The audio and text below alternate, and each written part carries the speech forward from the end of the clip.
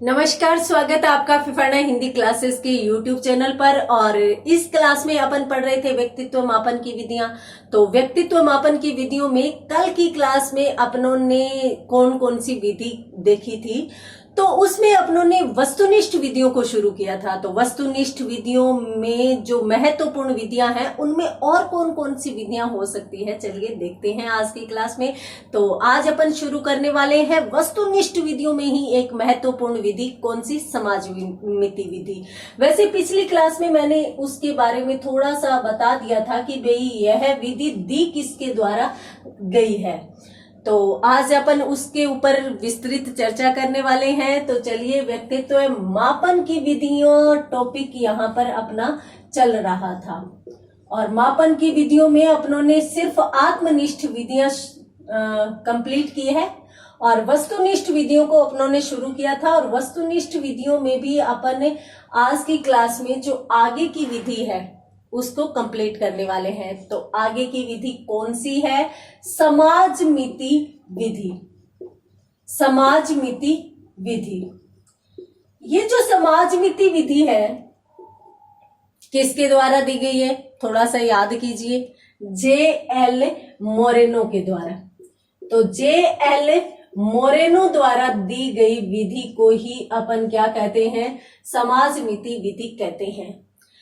क्या होता है इस विधि के दौरान? इस विधि के दौरान व्यक्ति के व्यक्तित्व का मापन किस आधार पर किया जाता है? देखिए, इस विधि में जाहिर सी बात है कि नाम आ गया समाजमिति, तो जाहिर सी बात है कि सामाजिक गुणों का पता लगाया जाता है। व्यक्ति के सामाजिक गुणों की जांच की जाती है कि भाई व्यक्ति का समाज में स्थान कैसा है। क्या पता लगाया जाता है कि व्यक्ति का स्थान समाज में कैसा है। साथ साथ ये भी जांच की जाती है कि भाई जिस समाज में व्यक्ति रह रहा है उस समाज में व्यक्ति को अधिक नकारा जाता है या फिर पसंद किया जाता है। यानी सीधी भाषा में कहें तो पसंद किया जाता है या नापसंद किया जाता है। इस गुण का भी पता लगाया जाता है। साथ साथ यदि अपन सीधी भाषा में कहें तो देखिए, एक समूह में व्यक्ति के व्यक्तित्व का मापन किया जाता है, क्योंकि समाज एक समूह है। तो समूह में मान लीजिए कि किसी भी समूह के साथ वह रहता है। हर एक उम्र के व्यक्ति के अपने एक समूह होते हैं। अपने कुछ समूह हो सकते हैं, एक हो सकते हैं। जैसे एक छोटा बच्चा है तो उसकी भी अपने छोटे बच्चों के साथ एक टोली होगी। बाल्यावस्था का है तो बाल्यावस्था का बालक भी अपने साथ कुछ बच्चों को रखेगा। और उसके बाद किशोरावस्था में तो कहते हैं ना, मित्र बनाने की आयु है, तो उसमें तो बहुत बड़ा थोड़ा सा विस्तृत हो जाता है क्षेत्र। प्रौढ़ावस्था के भी लोगों का अपना समूह होता है। कुछ 4-5 लोग होते हैं जो घनिष्ठ मित्र होते हैं, जो हमेशा साथ रहते हैं। तो उनके मध्य उस व्यक्ति की, जिस व्यक्ति का अपन अध्ययन करने जा रहे हैं, तो उस व्यक्ति की स्थिति कैसी है, उस आधार पर व्यक्ति के गुणों का पता लगाया जाता है, अवगुणों का पता लगाया जाता है। तो यहां पर अपन कहते हैं कि भाई अपनों ने समाज में मान लीजिए कि एक किशोरावस्था के बालक का अपने को अध्ययन करना है, या फिर मैं यूं कहूं कि किशोरावस्था का बालक है और उसके व्यक्तित्व का मापन अपने को करना है कि भाई ये व्यक्ति कैसा है, सामाजिकता के कौन कौन से गुण है इसमें। तो अपन क्या करेंगे, अपन जिस समूह में वह रहता है तो उस समूह में उस बालक की या उस लड़के की स्थिति का पता लगाएंगे कि भाई यह लड़का है वो कैसा है। अब कुछ लड़के तो ऐसे होते हैं जो जैसे ही अपने ग्रुप में पहुंचते हैं तो वहां पर ग्रुप के सभी व्यक्ति, या फिर इस लड़के की ही बात करें तो किशोरावस्था का जिस समूह में, किशोरावस्था के जिस समूह में यह लड़का रह रहा है ना, तो उस समूह में उसकी स्थिति कैसी है। जैसे ही वह जाता है तो लड़के मुंह बना लेते हैं, आ गया ये अब परेशान करेगा, अब दुखी करेगा। तो जाहिर सी बात है कि समूह द्वारा नकारा जाएगा, और नकारा जा रहा है तो इसका मतलब व्यक्तित्व का मापन जो अपनों ने किया वो सही नहीं है। अपना मापन सही है, परंतु व्यक्ति का व्यक्तित्व नकारात्मक श्रेणी का है, नकारात्मक प्रकार का है। और कुछ लड़के ऐसे होते हैं कि ये लोग इकट्ठे हो गए और ये लड़का आया नहीं तो ये आपस में बात तक नहीं करते, यार महफिल ही नहीं बनी, इंटरेस्ट ही नहीं आ रहा, वो नहीं आया। यानी वो व्यक्ति, वो लड़का सबका चहेता हो जाता है, उससे सभी प्रेम करते हैं। कुछ लोग ऐसे भी होते हैं, और कुछ लड़के ऐसे होते हैं कि हाँ, जिनमें नेतृत्व का गुण पाया जाता है। जैसे ही वो समूह में जाएंगे किसी भी प्रकार का विवाद नहीं होने देंगे। जैसे ही कहीं पर मतलब बच्चे हैं, लड़के हैं, साथ में रहते हैं तो विवाद तो होना स्वाभाविक है, किसी बात पर विवाद हो जाता है। ये लड़का अपने आप उसको संभाल लेता है। तो अपन ये भी कह सकते हैं कि भाई हाँ, नेतृत्व का गुण बच्चे में बहुत अच्छा है। कुछ लड़के ऐसे भी होते हैं कि जो चले गए तो अच्छा है, ग्रुप में आ गए तो अच्छा है, नहीं आए तो भी कोई फर्क नहीं पड़ता। यानी वो कैसे होते हैं, तटस्थ होते हैं, तटस्थ वहां पर रहते हैं। अब तटस्थ का मतलब ये होगा कि भाई वो ग्रुप से उदासीन रहते हैं, उनकी वजह से न तो बहुत ज्यादा लड़कों में खुशी आती है और न ही दुखी। तो ये न तो इनको ज्यादा इस प्रकार से कि भी महफिल जमा दी, तो इस प्रकार के व्यक्तित्व होते हैं, और नए इस प्रकार के व्यक्तित्व होते हैं कि इनके जाने से सभी परेशान हो जाए। तो ये तटस्थ प्रकार के मतलब है कि ये ज्यादा समूह में किसी भी प्रकार का हिस्सा नहीं लेते। तो इस प्रकार के व्यक्तित्व का आंकलन भी इसके द्वारा संभव है। तो किसी भी समूह में व्यक्ति की यदि स्थिति पता करनी हो कि उसको पसंद किया जा रहा है, उसको नापसंद किया जा रहा है, समाज में उसकी स्थिति पता करनी हो, तब अपन कौन सी विधि द्वारा व्यक्तित्व का मापन करेंगे? समाज मिति विधि के द्वारा, जो किसके द्वारा दी गई है? J.L. मोरेनो के द्वारा। तो यहाँ पर भी अपन इस विधि को अच्छे से देख लेते हैं।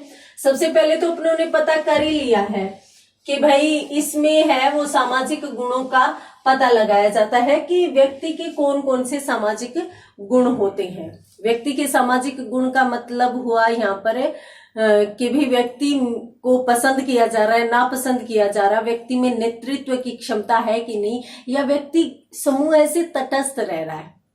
तो इन सभी बातों का अध्ययन इसमें किया जाता है। तो यहाँ पर अपन समाज मिति विधि के कुछ प्रमुख अंशों के बारे में बात कर लेंगे। देखिए, सबसे पहले तो मैं आपको बता देती हूं कि किसी समूह के व्यक्तियों में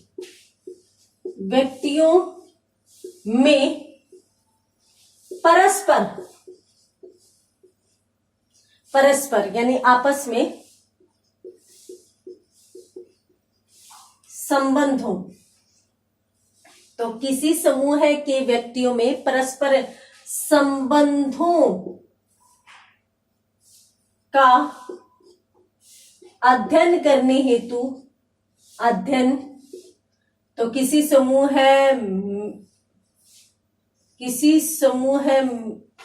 के व्यक्तियों में आएगा, यहाँ पर किसी समूह के व्यक्तियों में परस्पर संबंधों का अध्ययन या फिर मापन करने हेतु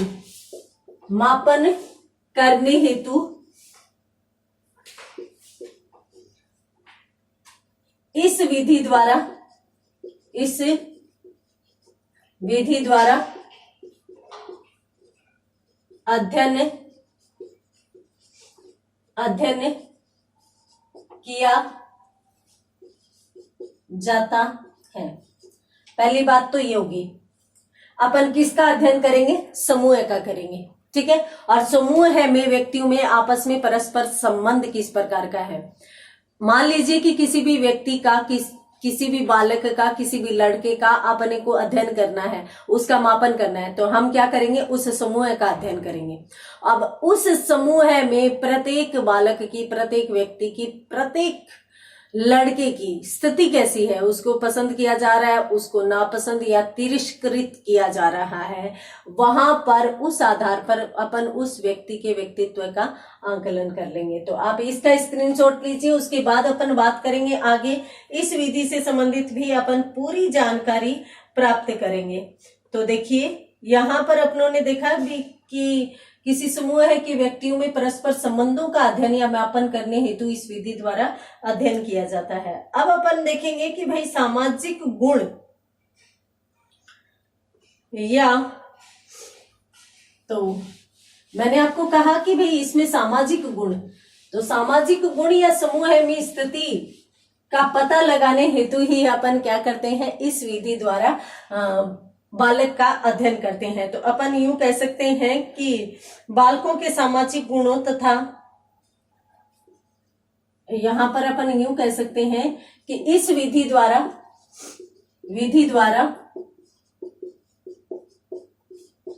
बालकों के सामाजिक गुणों तथा समूह में, पहली बात तो ये होगी कि सामाजिक गुण, दूसरी बात समूह में। अब समूह में क्या, बालक की स्थिति को अपन देखते हैं। तो मैंने आपको कहा था कि भी समूह में बालक को जो है वो तिरस्कृत किया जा रहा है या उसको पसंद किया जा रहा है या तटस्थता की स्थिति बनी हुई है। तो तीनों चीजों को अपन देखते हैं। तो इस विधि द्वारा बालकों के सामाजिक गुणों तथा समूह में उसकी स्थिति का मापन किया जाता है। अब कौन सी स्थिति का मापन किया जाता है, तो मैंने आपको बताया था अभी कि समूह में या फिर अपन यूं कहें कि समूह द्वारा बालक को पसंद किया जाता है, नापसंद किया जाता है या तटस्थ रखा जाता है। तो समूह द्वारा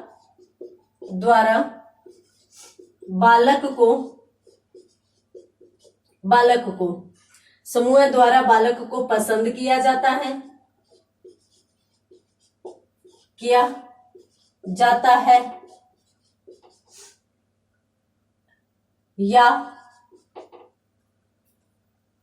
नापसंद किया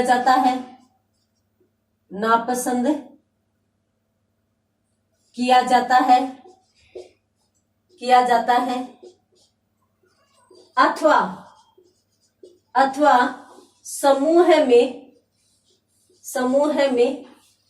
उसकी स्थिति तटस्थ है। तो यहां पर अपन लिखेंगे का पता लगाया जाता है, कोमा लगाकर का पता लगाया जाता है। ये चीज यहां पर प्रमुख रूप से आ जाती है कि समूह द्वारा बालक को पसंद किया जा रहा है या नापसंद किया जा रहा है अथवा उसकी स्थिति तटस्थ है, यानी उसको न तो पसंद किया जा रहा बहुत ज्यादा और न ही उसको नापसंद किया जा रहा, उसके जाने या नहीं जाने से बहुत अधिक प्रभाव नहीं पड़ता। तो इस बात का पता किस विधि के द्वारा ही लगाया जाता है, समाज मिति विधि के द्वारा ही लगाया जाता है। तो इसका भी स्क्रीनशॉट लीजिए, उसके बाद अपन देखते हैं आगे इस विधि में अपन किस चीज को देख सकते हैं। तो इस विधि में भी क्या होगा, देखिए अपन कुछ प्रश्नों का निर्माण भी कर सकते हैं जिसकी सहायता से विशेष परिस्थितियों में व्यक्ति से पसंद व नापसंद पूछकर और अपन व्यक्ति की स्थिति का पता लगा सकते हैं। अब व्यक्ति की स्थिति का पता लगाएंगे कैसे, ऐसे थोड़ी ना है कि समाज को देखकर, समूह को देखकर अपन पता लगा लेंगे। जो समूह में रहने वाले विभिन्न लोग हैं उनसे अपन विभिन्न प्रकार के प्रश्न कर सकते हैं कि आपके प्रिय मित्र कौन कौन से हैं, कोई 3 नाम बताइए। इसके साथ साथ अपन ये भी पूछ सकते हैं कि आप किस किस को अपना मित्र बनाना पसंद करेंगे। जो पूरा ग्रुप है उसमें कि यदि आपको यूं कहा जाए कि भी 3 ही लोग आपके मित्र रहेंगे, तो उनमें से किस किस को आप मित्र रखना चाहेंगे। तो इस प्रकार के सवाल इसमें किए जा सकते हैं। तो अपन देख लेते हैं इसको। तो अपन कहेंगे कि भी इस विधि में क्या होगा, किस प्रकार की परिस्थितियां बनेगी। तो चलिए देख लेते हैं। इस विधि में बालक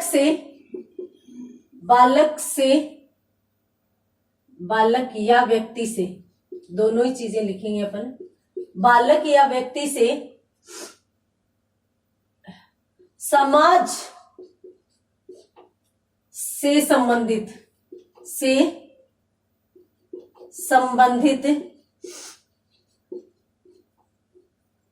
विभिन्न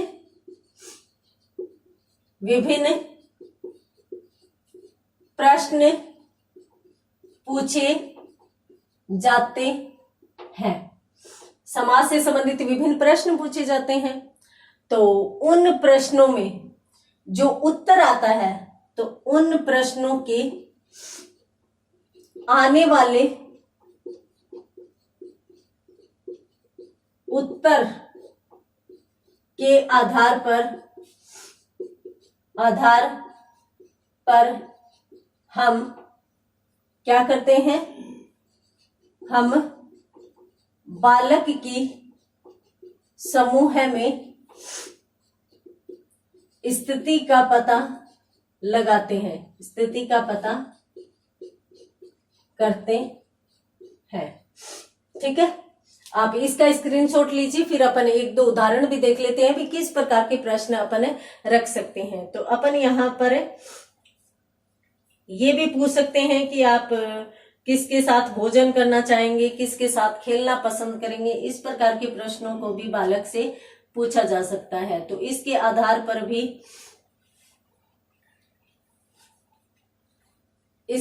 पर भी पता लगाया जा सकता है। तो यहाँ पर जो दूसरी स्टेप रहेगी, या पहले तो अपनों ने देख लिया कि भी समाज से संबंधित प्रश्न बनाए जाएंगे, प्रश्न पूछे जाएंगे।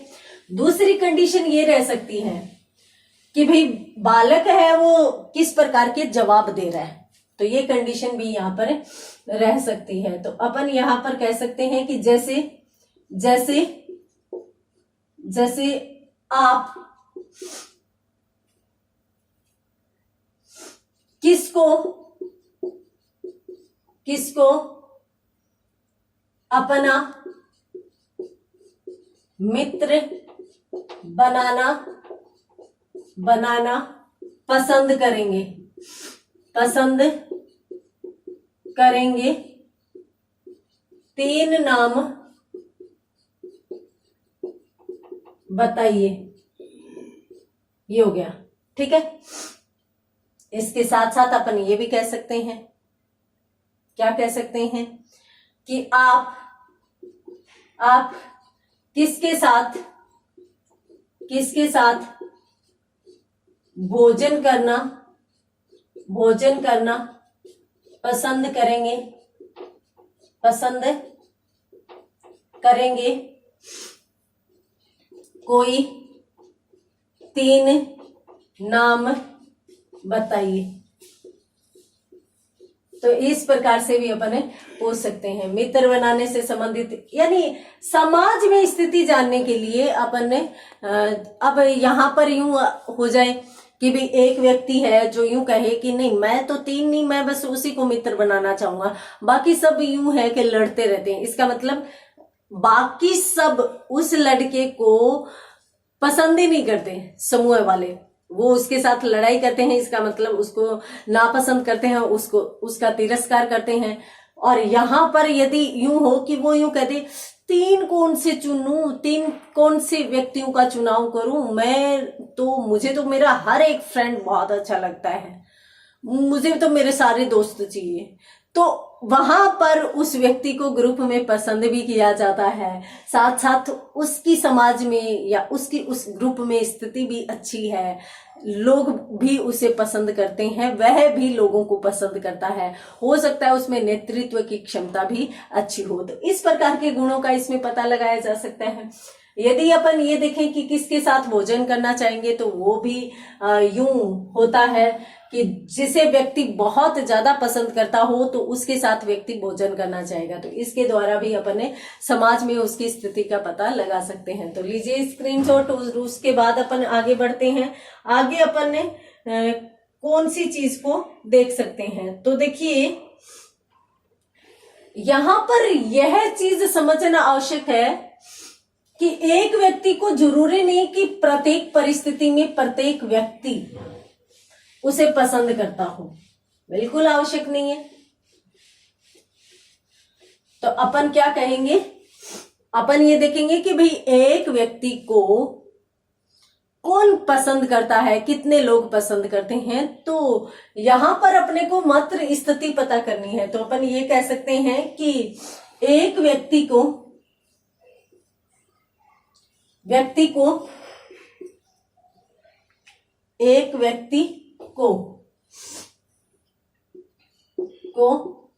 आवश्यक नहीं कि क्या सभी लोग पसंद करते हो, आवश्यक नहीं कि समूह के सभी लोग पसंद करते हो, बिल्कुल आवश्यक नहीं है। बस इस विधि द्वारा तो ये नहीं है कि भाई अपन सिर्फ और सिर्फ इस विधि द्वारा उसकी पसंद का पता लगा सकते हैं, या फिर ये भी नहीं है कि हम इस विधि द्वारा ऐसा कुछ करेंगे कि व्यक्ति को सब लोग पसंद करने लग जाएंगे। सिर्फ अपन मापन करने वाले हैं, यानी हम सिर्फ और सिर्फ समाज में उसकी स्थिति पता करने वाले हैं। तो अपन ये कह सकते हैं कि इस विधि द्वारा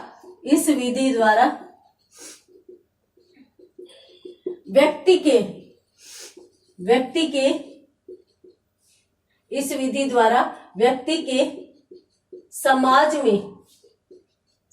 में स्थान का पता लगाया जाता है। इस विधि द्वारा व्यक्ति के समाज में स्थान का पता लगाया जाता है कि वे व्यक्ति का समाज में स्थान कैसा है। यदि बहुत अच्छा है तो उसकी भी स्थिति अच्छी है, यदि बहुत बुरा है तो उसकी भी स्थिति बहुत बुरी है। तो यहाँ पर इसका स्क्रीनशॉट भी लीजिए। उसके बाद अपन देख लेते हैं आगे। तो यहाँ पर अपनों ने देखा कि भाई जो व्यक्ति है उसका समूह में अध्ययन किया जाता है इस विधि के द्वारा।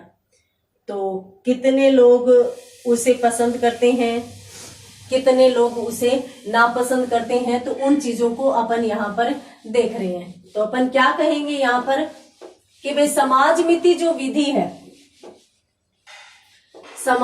जो विधि है उसके द्वारा समूह में बालक के संबंधों को ज्ञात करके सिर्फ अपन उसकी कंडीशंस पता करते हैं कि सबसे ज्यादा लोग, सीधी भाषा में कहें तो सबसे ज्यादा लोग उसे पसंद कर रहे हैं या नापसंद कर रहे हैं, बस इतनी सी बात है। तो अपन संक्षिप्त रूप में यही कह सकते हैं कि भाई संक्षिप्त रूप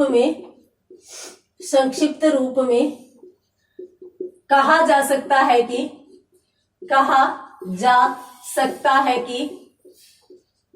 कहा जा सकता है कि इस विधि द्वारा व्यक्ति के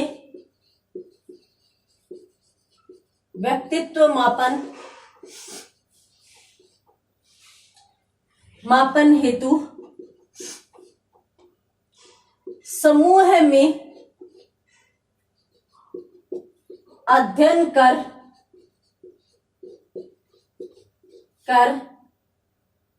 समूह के लोगों के साथ लोगों के साथ परस्पर संबंधों को जानकर यह पता लगाया जाता है कि सर्वाधिक लोग उसे पसंद करते हैं अथवा नापसंद करते हैं। ये लीजिए, इतनी सी बात है मोटे तौर पर। संक्षिप्त रूप में ये कहा जा सकता है, क्या कहा जा सकता है कि वे इस विधि द्वारा व्यक्ति के व्यक्तित्व मापन हेतु, अपन इस विधि द्वारा भी व्यक्ति के व्यक्तित्व का मापन करेंगे। तो अपन करेंगे कैसे, देखिए, समूह का अध्ययन करेंगे। समूह में लोगों के या सभी व्यक्तियों के परस्पर संबंधों को अपन देखेंगे, संबंधों का अध्ययन करेंगे, और संबंधों के अध्ययन द्वारा हम यह ज्ञात करने का प्रयास करेंगे कि भी किसी भी व्यक्ति को ज्यादा पसंद किया जाता है या ज्यादा नापसंद किया जाता है। इतनी सी बात है। इस विधि द्वारा व्यक्ति की 4 गुणों का महत्वपूर्ण रूप से जो है वो पता लगाया जाता है। तो आप एक बार इसका स्क्रीनशॉट लीजिए, फिर अपन उन चीजों को भी देख लेते हैं कि कौन कौन से 4 गुणों का व्यक्ति के पता लगाया जाता है। तो अपन यहाँ पर कह सकते हैं, पहले बात तो अपनों ने ये देख लिया कि भी तटस्थता का गुण व्यक्ति का है, उसका इस विधि द्वारा पता लगाया जाता है, तटस्थ गुण को, ठीक है। और इसके साथ साथ अपनों ने ये भी देख लिया कि भी व्यक्ति को तिरस्कृत किया जा रहा है, पसंद किया जा रहा है, उसमें नेतृत्व की क्षमता है, तो उन गुणों का भी पता लगाया जा सकता है। तो अपन यहाँ पर कह सकते हैं कि इस विधि द्वारा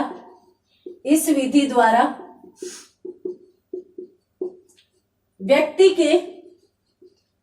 के निम्न 4 गुणों का पता लगाया जाता है। कौन कौन से 4 गुणों का पता लगाया जाता है? एक बात तो तटस्थता। तटस्थता का मतलब होता है उदासीन रहना, किसी से कोई मतलब नहीं होना। एक ऐसा व्यक्ति तो वो न तो किसी से झगड़ा करेगा, न किसी से बहुत अधिक भावुक होकर प्रेम से जुड़ेगा, तो इसलिए वो व्यक्ति हमेशा अलग ही रहेगा। तो समाज में उसके लिए न तो बुराइयां होंगी, न उसे बहुत ज्यादा पसंद किया जाएगा। दूसरा नेतृत्व गुण हो सकता है। नेतृत्व गुण यानी किसी व्यक्ति में नेतृत्व करने की क्षमता बहुत अच्छी होती है। वो जैसे चाहे वैसे अपने ग्रुप के लोगों को ढाल सकता है, जैसे चाहे वैसे अपने ग्रुप के लोगों से काम करवा सकता है। तो वो हो गया नेतृत्व गुण। और उसके साथ अपन देखेंगे कि गुटबंदी बालक में कितनी है। गुटबंदी का मतलब एक तरीके से पसंद करना ही हो जाता है कि यदि बालक का सबसे बड़ा गुट है, बालक सबसे बड़े समूह में रह रहा है, उसको गुट बनाना आता है, तो जाहिर सी बात है कि लोग उसे पसंद करते हैं, इसीलिए उसके गुट में, उसके समूह में शामिल हो जाते हैं। दूसरी बात, अपन ये पता लगा सकते हैं कि बालक समाज में तिरस्कृत है। पसंद का और नापसंद का तो अपनों ने देख लिया, पसंद का तो अपनों ने देख लिया, तो तिरस्कार का भी अपन देख लेते हैं। तो बालक समाज में तिरस्कृत है, तो इस गुण का भी पता लगाया जाता है। तटस्थता का लगाया जाता है, नेतृत्व गुण का लगाया जाता है, गुटबंदी का लगाया जाता है, तिरस्कार का लगाया जाता है। इन 4 गुणों का पता लगाते हुए हम इस विधि द्वारा व्यक्तित्व के मापन के निष्कर्ष की ओर पहुंचते हैं। और जैसे जैसे व्यक्ति के गुण सामने आते हैं कि उसको पसंद बहुत किया जा रहा है, उसको नापसंद किया जा रहा है, तो उसी आधार पर व्यक्ति के व्यक्तित्व का आंकलन हो जाता है। तो यहाँ पर यह विधि कंप्लीट होती है J.L. मोरेनो द्वारा दी गई समाजमिति विधि। तो जल्दी से स्क्रीनशॉट लीजिए। उसके बाद अपन एक अत्यंत महत्वपूर्ण विधि और शुरू करने वाले हैं। तो यहाँ पर J.L. मोरेनो की विधि, समाजमिति विधि को अपनों ने कंप्लीट किया है। अब अपन बात करेंगे अगली विधि की। अगली विधि मैंने आपको कहा भी अगली भी महत्वपूर्ण विधि है। क्यों? क्योंकि आपने सुना होगा क्रिया परीक्षण, क्रियात्मक अनुसंधान। तो वो क्रियात्मक अनुसंधान या क्रिया परीक्षण कौन सी विधि है?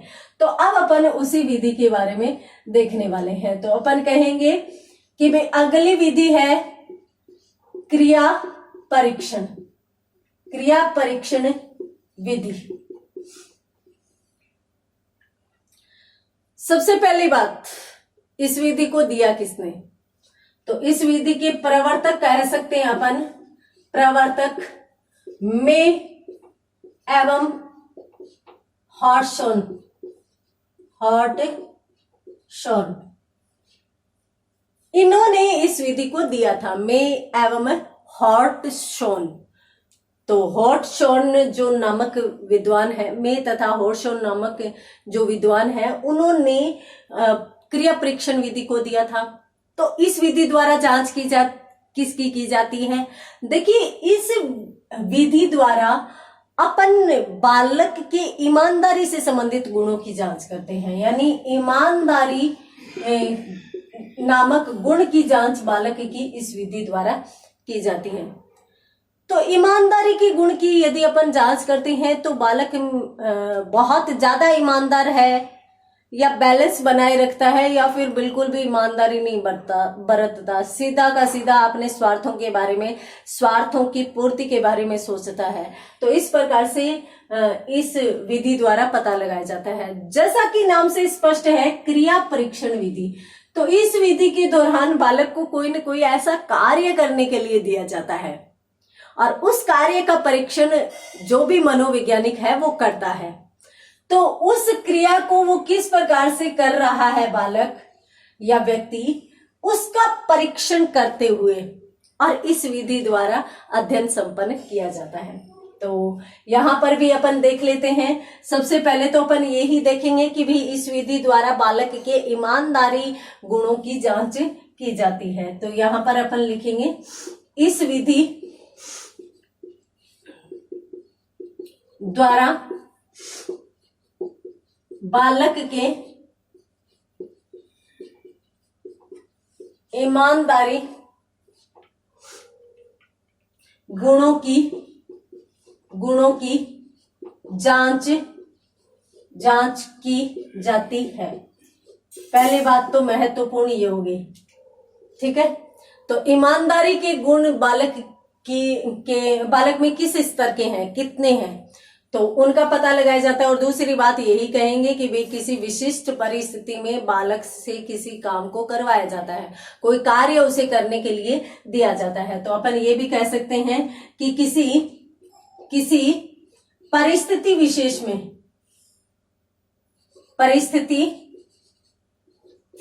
में व्यक्ति से कोई कार्य करवाया जाता है, कार्य करवाया जाता है। तो कोई कार्य करवाया जाएगा, उसके बाद का स्टेप कौन सा होगा, जैसे वो काम करेगा तो उसका परीक्षण किया जाएगा, किस तरीके से वो उस कार्य को संपन्न करता है, कौन कौन से साधनों को वो अपने उपयोग में लाता है। तो इस आधार पर जो विधि आगे बढ़ती है वो विधि कौन सी होगी, क्रिया परीक्षण। तो आप इसका स्क्रीनशॉट लीजिए, उसके बाद बढ़ते हैं अपन आगे। तो पहली बात तो भाई इसमें महत्वपूर्ण है वो मे व हॉटशॉन है। और उसके बाद अपन बात करेंगे ईमानदारी के गुणों की। और चूंकि आप रीट की तैयारी कर रहे हैं तो जाहिर सी बात है कि थिंकिंग लेवल के प्रश्न पूछे जाएंगे। तो इस प्रकार से पूछा जा सकता है कि भी क्रियात्मक विधि के दौरान किस गुण की जांच है वो की जाती है। तो इस प्रकार के प्रश्न भी आ सकते हैं। तो यहां पर अपन बात करेंगे आगे। तो इस विधि में किस प्रकार से अध्ययन किया जाता है, किस प्रकार से चलती है, तो यहां पर अपन देखेंगे कि इस विधि द्वारा है वो व्यक्तिगत विभिन्नता की जांच भी की जा सकती है कि कौन सा व्यक्ति किस रूप में भिन्न है। जाहिर सी बात है कि यदि अपन व्यक्ति के व्यक्तित्व का आकलन कर रहे हैं तो अपन देख लेते हैं कि भी कौन सा व्यक्ति किस प्रकार के साधनों का सहारा लेते हुए आगे बढ़ता है। तो चलिए अपन इस बात को भी देख लेते हैं यहाँ पर भी। तो यहाँ पर अपन यूं कहेंगे कि व्यक्ति के व्यक्तिगत विभिन्नता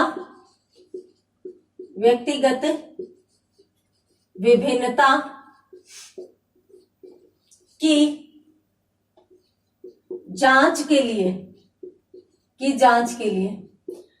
इसका प्रयोग किया जाता है, परंतु किस रूप में किया जाएगा? व्यावहारिक रूप में किया जाएगा। तो ये अपन कर सकते हैं कि जांच के लिए व्यावहारिक रूप से इस विधि का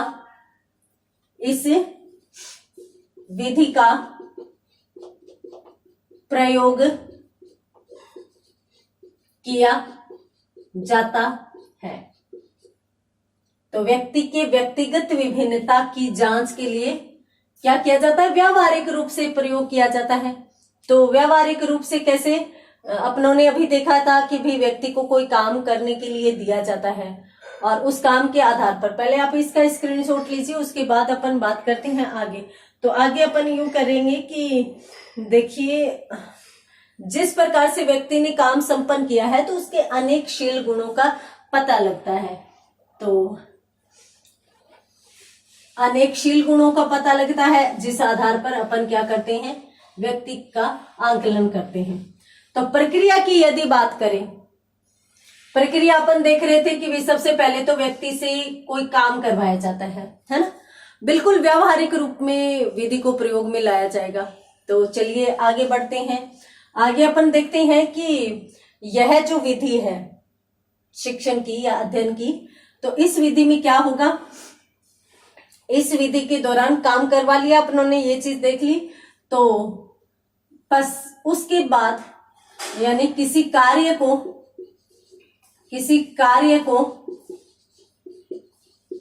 व्यक्ति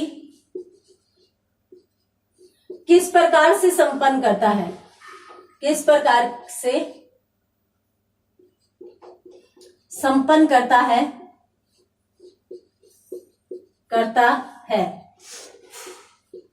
उस आधार पर व्यक्ति किसी कार्य को किस प्रकार से संपन्न करता है, उस आधार पर किसका पता लगाया जाएगा? शील गुणों का। क्यों? क्योंकि अपनों ने देखा ईमानदारी गुणों की जांच होती है। तो उस आधार पर व्यक्ति के शील गुणों की जांच की जाती है। तो इस प्रकार से अपन क्या करते हैं? व्यक्ति के व्यक्तित्व का मूल्यांकन कर सकते हैं, व्यक्ति के व्यक्तित्व का आकलन कर सकते हैं। और अपन ये भी कह सकते हैं भाई, यहाँ पर देखिए, यहाँ पर आप नोट लगाकर लिख सकते हो, क्योंकि अपनों ने यहाँ पर दो शब्दों का प्रयोग किया है। कौन कौन से?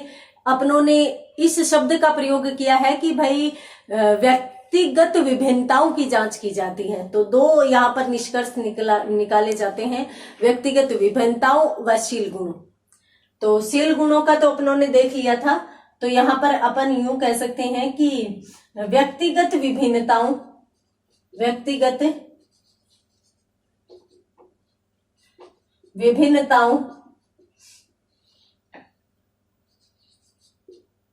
का अध्ययन, व्यक्तिगत विभिन्नताओं का अध्ययन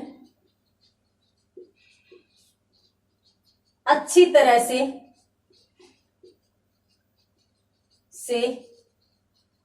किया जाता है।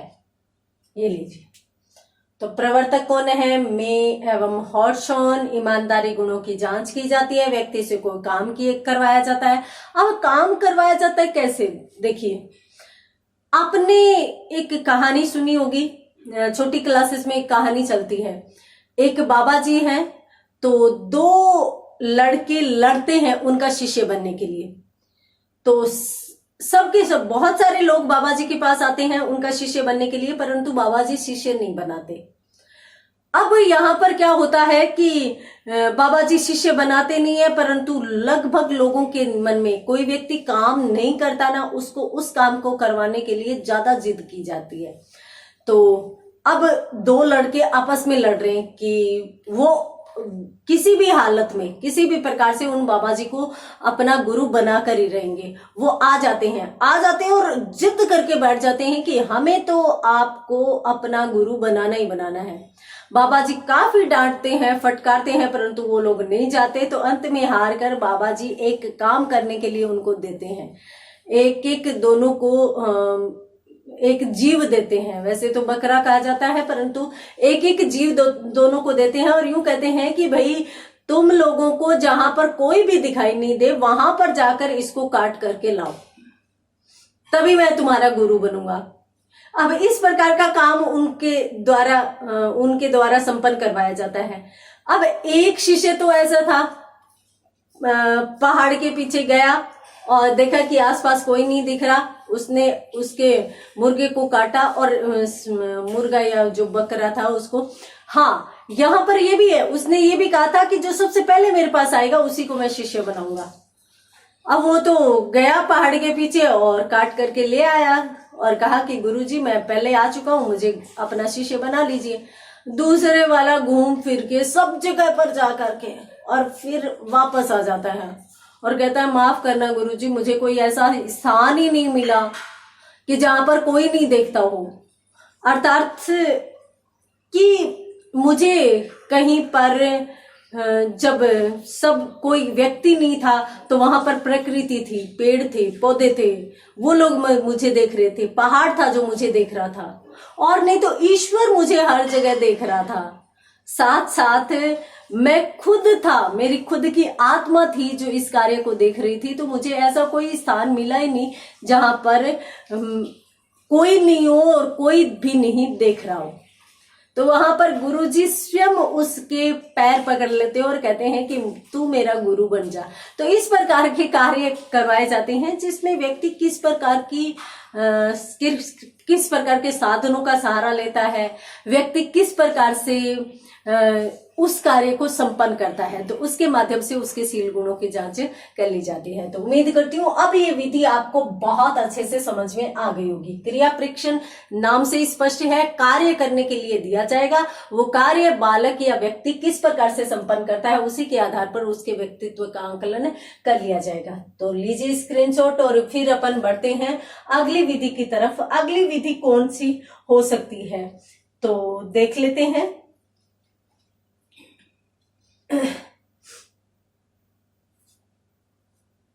अगली विधि अपन कह सकते हैं परिस्थिति परीक्षण।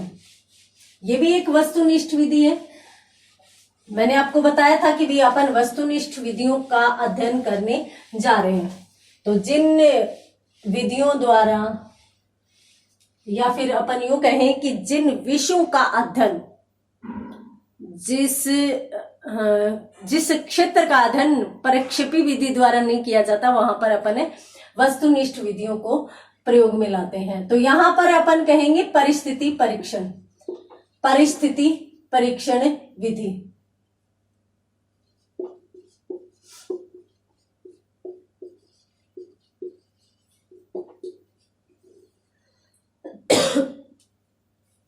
देखिए परिस्थिति परीक्षण जो विधि है, इस विधि के दौरान क्या होता है, किस प्रकार से शिक्षण किस प्रकार से व्यक्ति के व्यक्तित्व का मापन किया जाता है।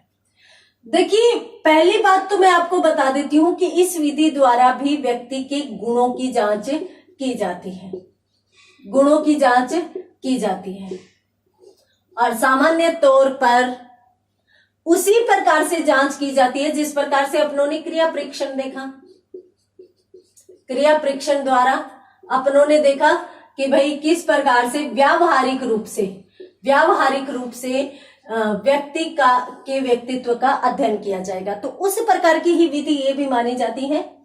परंतु इसमें अंतर क्या होता है? देखिए अंतर केवल इतना है कि इसमें परिस्थिति का निर्माण किया जाता है और उस निर्मित परिस्थिति में व्यक्ति के गुणों का आंकलन किया जाता है, उसका मूल्यांकन किया जाता है। पिछली विधि में अपनों ने देखा कि भी व्यक्ति को काम करने के लिए दे दिया जाता है, फिर बस उसका ध्यान रखा जाता है, उसका परीक्षण किया जाता है कि वह कौन कौन से साधनों को प्रयोग में ला रहा है।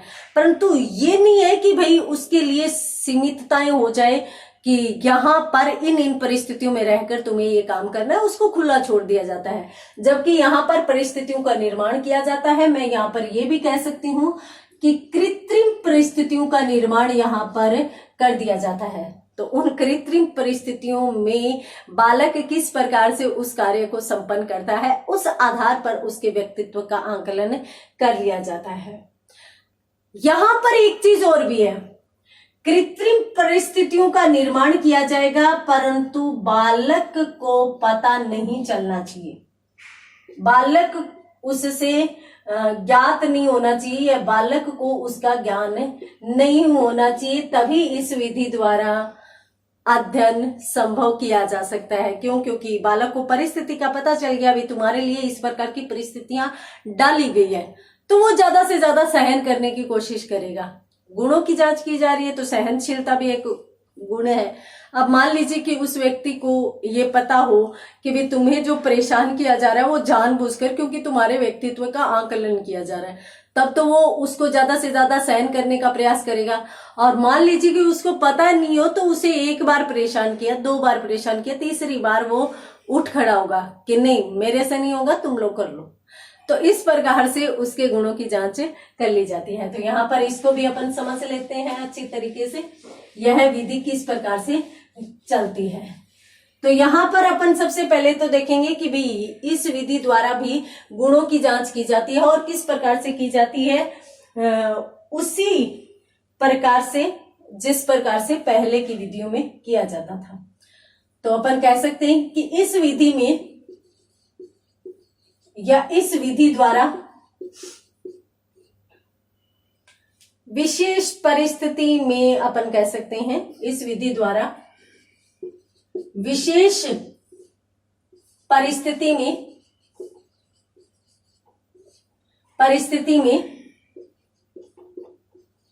बालक के विशेष गुण की जांच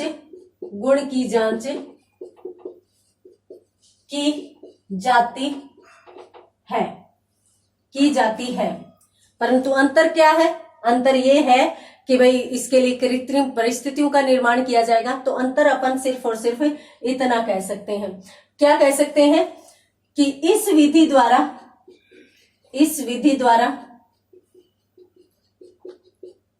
अध्ययन हेतु बालक के लिए कृत्रिम परिस्थितियों का निर्माण किया जाएगा। कृत्रिम परिस्थितियों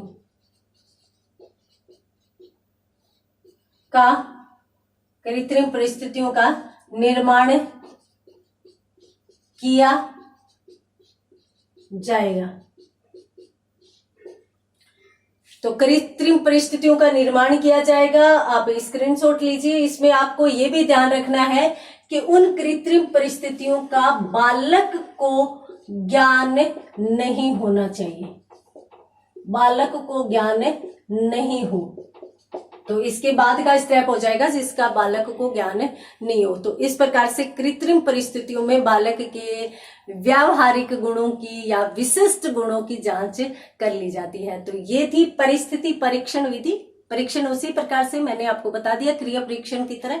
बस इतनी सी बात है, कृत्रिम परिस्थितियां निर्मित की जाएगी, बालक को बताया नहीं जाएगा। तो आज की क्लास में इतना ही। मिलते हैं अगली क्लास में अगले टॉपिक के साथ। तब तक के लिए धन्यवाद।